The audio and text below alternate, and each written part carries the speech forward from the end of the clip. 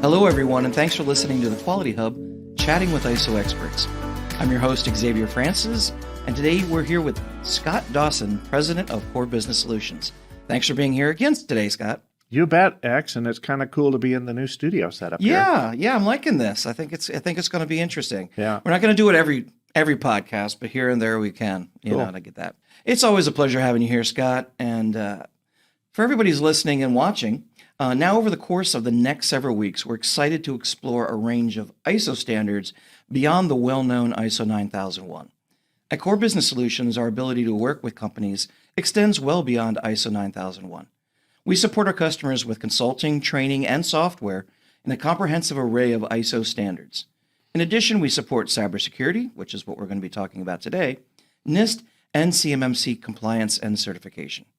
But as I said, today we're going to be talking about how cybersecurity is a form of quality from a high-level business point of view. So, Scott, we're talking about cybersecurity. Yep. You've been on the show before. How did you get so interested in cybersecurity? Yeah, great question, X. And it was really our customers asking. In fact, this topic today is really kind of pertinent to me because it was our customers who are generally ISO certified of some kind. Right. Asking us if we could help them with cybersecurity because they've seen how we've kind of simplified compliance Right. for ISO. Can we also simplify compliance for cybersecurity? And at first I was a little intimidated. I mean, a lot of people are. Well, yeah, rightfully so. There's Kind a of lot going into intimidated by this. You know, it is just another vocabulary to learn, as I've come to understand. But cybersecurity is just a threat that's out there that anybody faces, everybody faces. Yeah. You know, with our phones and our tablets and our computers and our lives out now. Yeah. Online. You know, a cybersecurity incident or attack or problem could jeopardize your family, could jeopardize your own personal finances, could jeopardize your business. Absolutely. You know, in so many different respects. And, you know, we talk a lot about health and safety and environmental impact. I know those will be topics down the road. Mm-hmm. But cybersecurity is kind of the hidden threat that we don't necessarily see as we walk by and see things unless you're pretty technical. Yeah. But absolutely. it is real. It's very, very real, even though it's sort of unseen. So I'm fascinated by the topic. I'm also interested in it just because of the you know, how prominent it is in our world and how misunderstood it is, and people don't know what to do about it, especially non-technical folks who aren't in IT or something like that. Well, and business owners where you're focused on making money and keeping the business rolling and payroll and what do we build and what's new stuff coming out. Oh, yeah, we use computers for that. Yeah. Okay, but they're working. That's right. You know, I worry about our finances. I worry about our customers. I worry about our employees. And so all of those kind of lead me to look at our processes and procedures and the methods that we use to protect our business in those respects. Mm-hmm. Cybersecurity is also very prominent in our business because we are an online company. Yeah. So I've had to engage myself not just generally into the world of standards and compliance with cybersecurity, but protecting our business and our customers and our employees because we, you know, handle a lot of information that's important to a lot of people. Yeah, I mean, we're not just talking about information. You're talking about our website. That's the front end to people of how they see us. Yeah. If we can't connect with people via Zoom, whatever, you know, Teams, whatever we use to communicate with them, we can't do business with them very easily. That's right. You know, we're beyond the telephone call. I mean, you know, what's your fallback? Yeah. And even that's now, right. some of that's internet based. Yeah. So that's right. It touches everything. That's right. Yeah. Our phone system is a web-based phone system.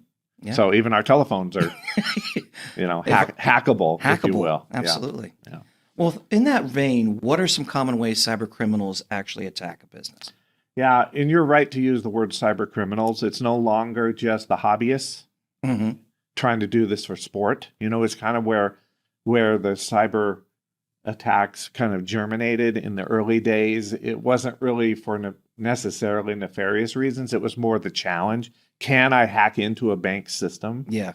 You know, and bragging rights with your buddies. You know, and I'm talking early days. Oh, yeah. You know, in the late 90s, early 2000s. But people have figured out that you can make a lot of money. And you can extort people, and you can steal things, and you can resell things that you've stolen.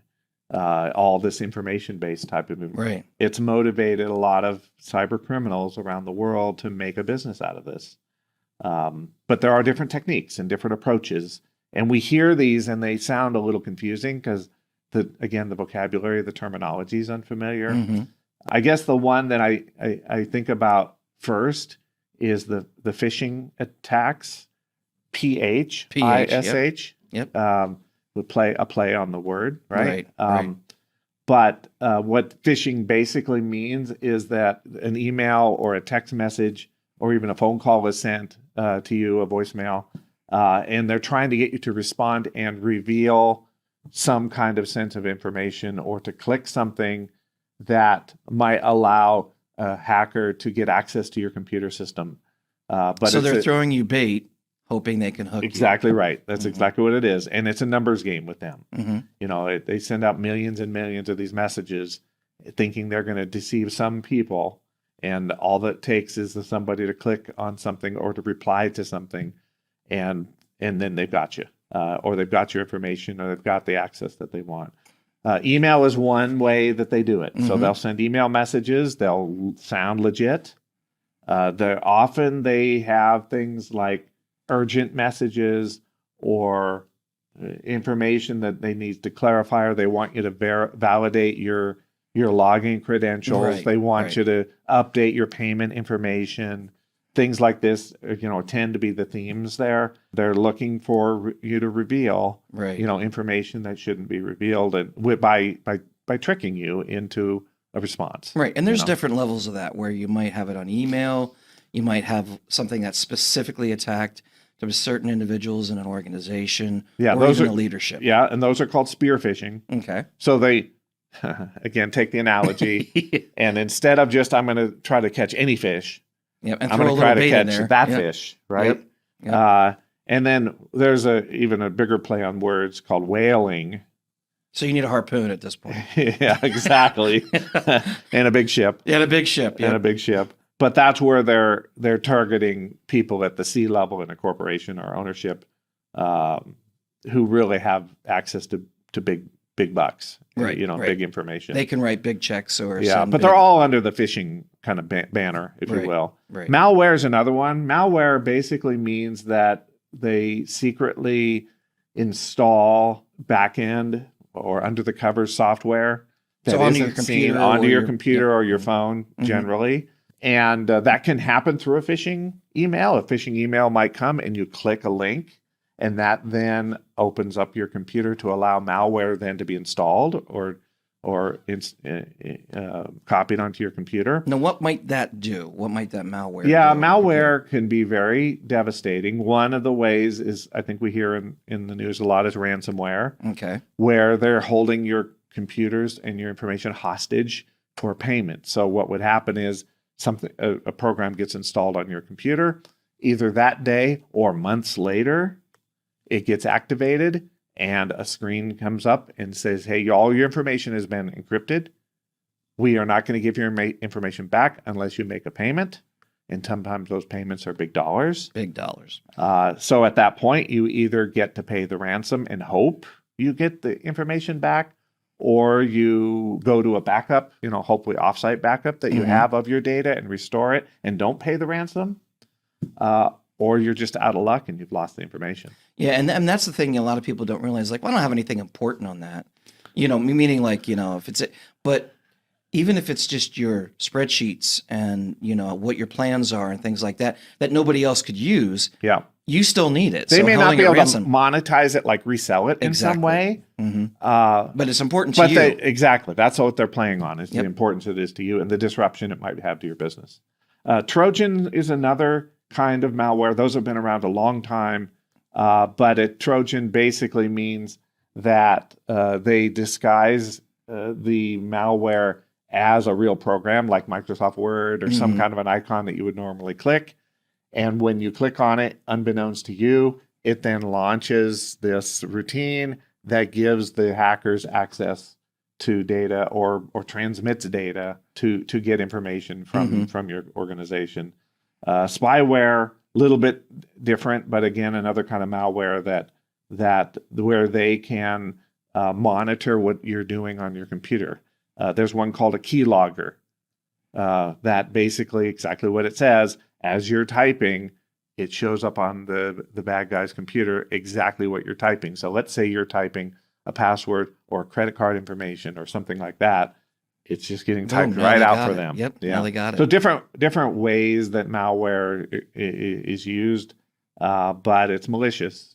Software is what it is. Yep. That's one.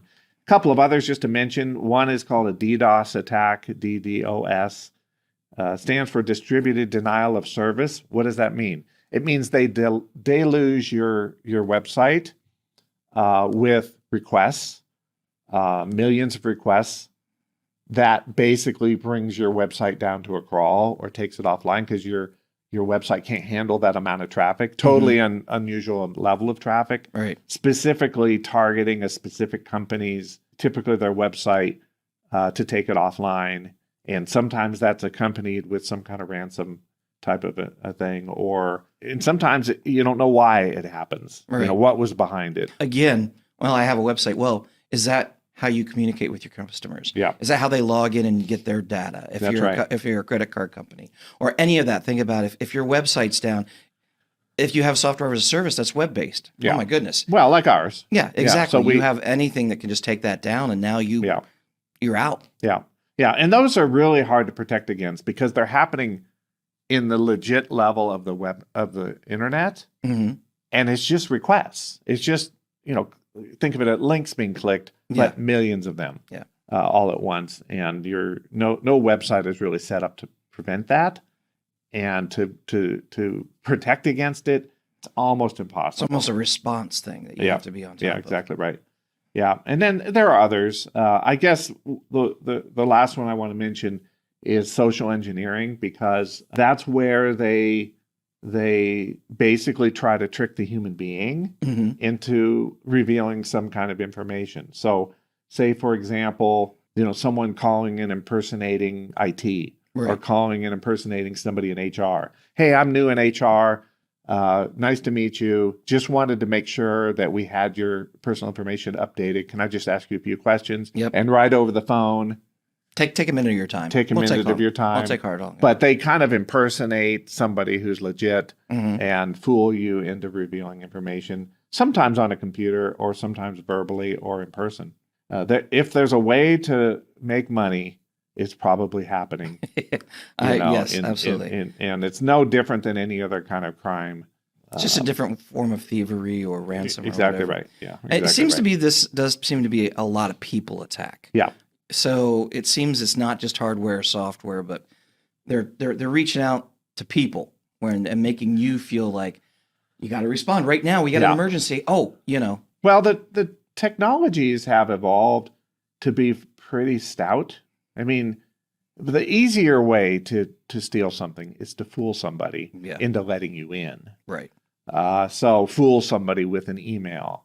Or fool somebody with a phone call. Right. And so the people are the weakest link, and typically it's just general users on a computer who aren't the highly trained IT specialists who would be able to spot these things. But any employee, anyone with access to your information could be a doorway, serve as a doorway into your organization. So you've got to harden that avenue in your organization. You've got to toughen it up. Yeah. Generally with training and awareness, type of things. And even texts.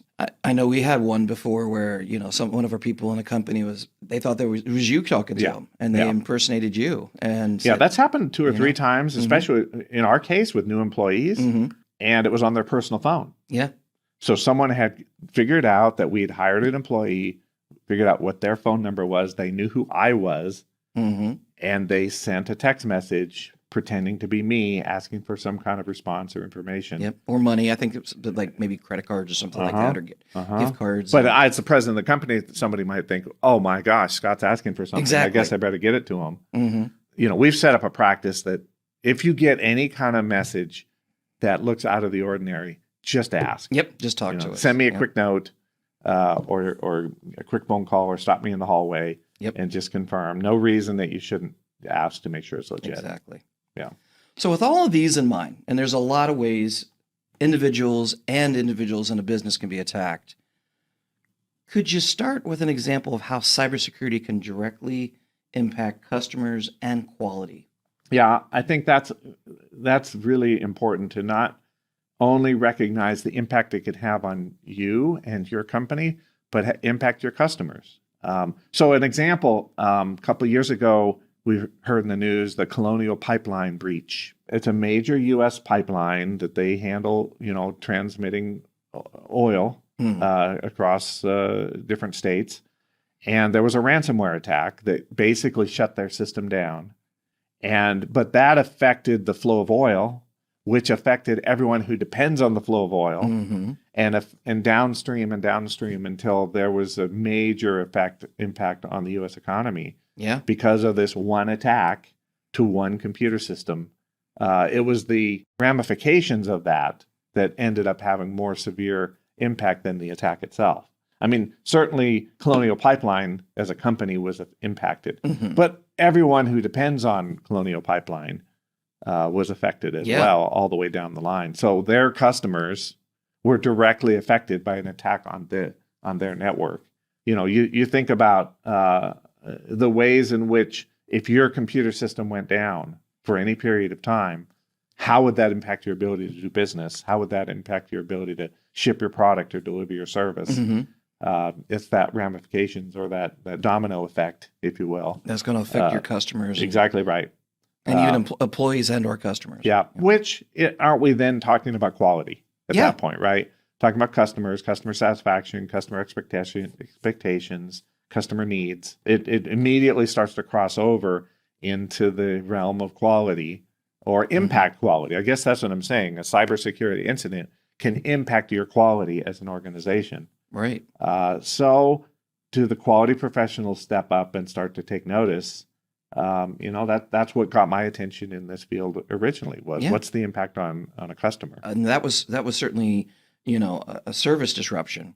What are some other ways and examples of a cybersecurity breach that may affect a customer quality? Yeah. Well, I guess the second thing is if information that's confidential or proprietary is then accessed or stolen, a data breach. So could someone log in and get sensitive information off of your computer network and download it and resell it? Then hold your customer hostage because now they have some information. Could be financial information, could be personal information, either of your employees or of your customers' employees or of your suppliers. So you can go the other direction and say, well, suppliers could be impacted. I really feel like we are the custodians of a lot of things. Let's say if you were making a part in manufacturing and you needed some materials that your customer sent you. Here, take these materials into your manufacturing process and build the part that we asked you to build. Correct. So you're the custodian of customer property during that time when you're handling their materials and such. Well, same thing with information. If they send you information that's necessary to fulfill a contract or fulfill an order, you're the custodian of that information. Aren't you responsible to protect it? Yeah. Aren't you responsible to make sure it stays secure? Well, I think there's also even a sideways take on this, where if they can get the customer's information and they can get your information, they can do a man-in-the-middle attack, where I think we talked about in the past where they sent billing and say, hey, we switched our banking. Can you send your check here now, or your digital payment? So it starts to bring social engineering and phishing and other avenues, ransomware perhaps, all together to where now the bad guy is better informed about how to impersonate a situation or ask for information, or impersonate to be your customer or to be someone in your organization contacting a customer, asking for a bill to be paid, for your example. Exactly. Another level deep in all this, if your system can be accessed, can they get information to then get access to your customers' systems Mm. or your supplier systems, because a lot of times systems are connected.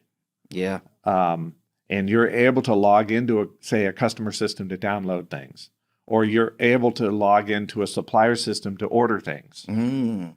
Now they have access to your system. Can they now springboard off of that to affect other customers and get into other systems? Your supply chain and other customers, order things, send it someplace else, so many different exactly ways you right. can do that. Exactly right. Because it's such an interconnected world that you kind of have to realize that these dominoes don't end just in our building or on our network.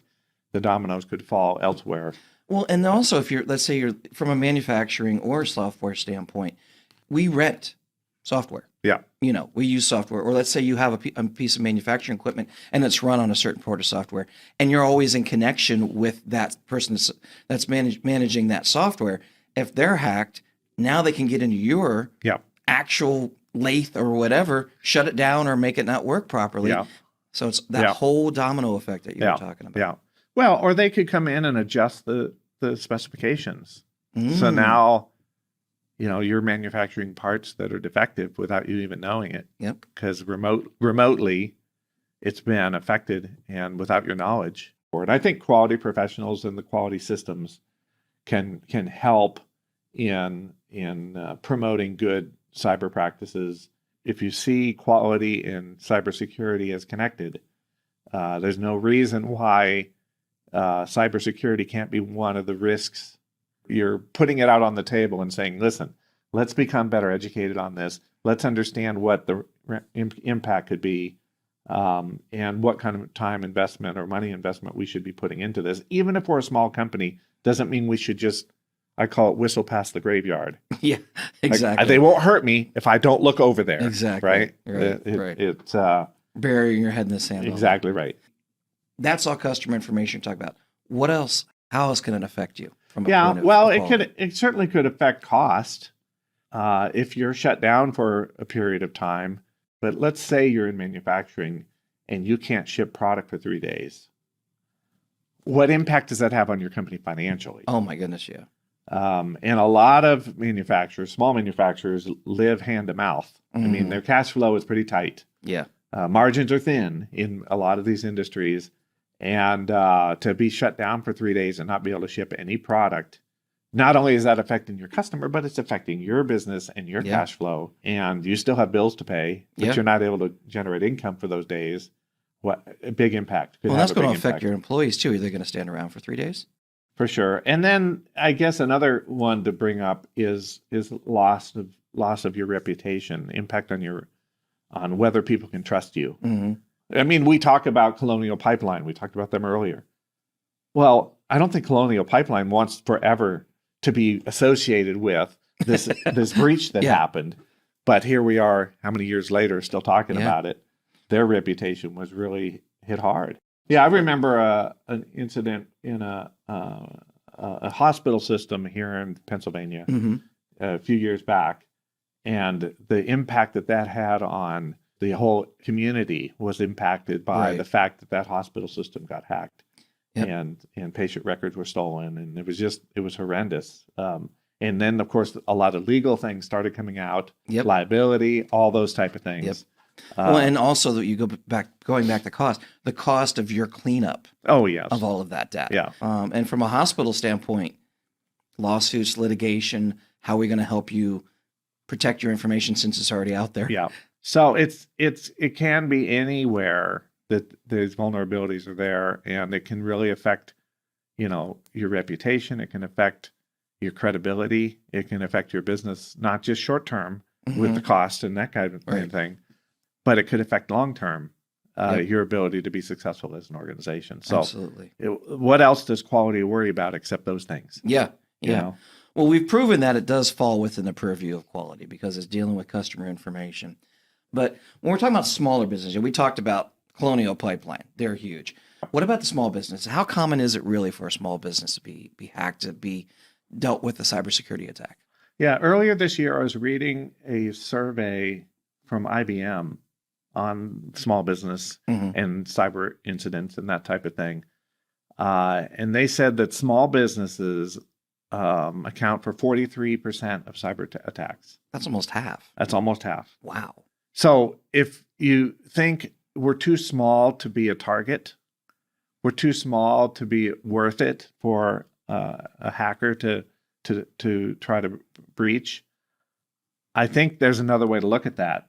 We're also small, and we probably have easier access. Mm-hmm. We have less defenses, and we have less of a budget. We have less of expertise to protect ourselves. So maybe you have less information, maybe, but you might also be easier to hack. Yeah, yeah. So it's a law of numbers for these hackers. Maybe they can't go attack a Boeing or a Lockheed Martin or IBM because they're hardened. Right. I guess nothing's impervious, but if they're more hardened than, say, Smith's machine shop, right, who has the nephew coming in on Saturday working on the computers to make sure things are working. Yeah. And that's their whole IT infrastructure. Right. Well, maybe Smith's machine shop works for IBM and is connected to IBM and can get access to IBM, information. Well, you can also look at it from the law of averages. I mean, it's like, how much time and effort do we have to hit IBM? Well, if we hit 10 Smith shops, we can make a good amount of money if we, just a lower bill, but hey, it still adds up. Yeah. In that same survey, they were talking about small business were attacked in 1 year 700,000 times. That's pushing 1 million. It's pushing 1 million. Wow. And you got to figure that was incomplete information. Not everybody reports things when they happen. Because you don't want people to know. Yeah, exactly. That something happened. Or maybe they had a backup and it wasn't that big of a deal. Maybe they had done some stuff on cyber. Could be. And they're like, okay, we got a backup. Forget you guys with the ransomware. Yep. We're good. But it's still an attack. Exactly right. Well, ransomware, 82% of ransomware attacks that year, this is 2020, were for companies less than 1,000 employees. 82%. The vast majority of attacks were smaller companies. Wow. Again, I think it's because they're more vulnerable, less protected, and maybe don't have reliable backups or reliable things to fall back on in that case. Well, and how many small businesses have a dedicated cybersecurity? Yeah, exactly right. Well, and in fact, in that survey, you're looking at my notes. They found of the respondents that were small businesses, only 14% of those companies had a cybersecurity plan in place. Yeah. Even had a plan. A plan. Whether it was good or not. Exactly right. So over 80% of small businesses don't even have a plan of protection, other than maybe, antivirus, a firewall that you got at the local computer shop and some antivirus that came with your computers. Yeah. Or something like this. Or your router that you set up and you haven't even yet gone back in and changed the password. You mean it's not admin password? It's not admin and admin, like what it comes stock out from the factory. So it's you can only put your time and attention to so many things, but this is very real and it's much bigger risk than I think people really realize. Yeah. And they're vulnerable to a much greater extent than they maybe even want to admit. Yeah, I could absolutely see that. Yeah. Well, and if that's the case, it's clear that we need to manage cybersecurity as a form of quality, as a quality risk. Well, thanks everybody for listening today. I hope you've enjoyed our podcast, and I certainly hope it's been informative for you. As a special offer this week, we're thrilled to present our listeners with a downloadable cybersecurity self-assessment glossary.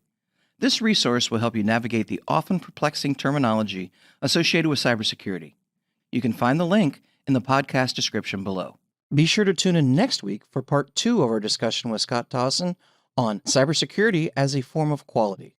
Now, if you're looking for more information about Core Business Solutions and how we can help you with ISO certification or cybersecurity, what we talked about today, please email us at info@thecoresolution.com. You can also reach our website at www.thecoresolution.com as well. And if you haven't already followed us on your favorite podcast platform, be sure to do so. That way you won't miss the next Quality Hub podcast when it's released next week. Thanks for being here and have a great day.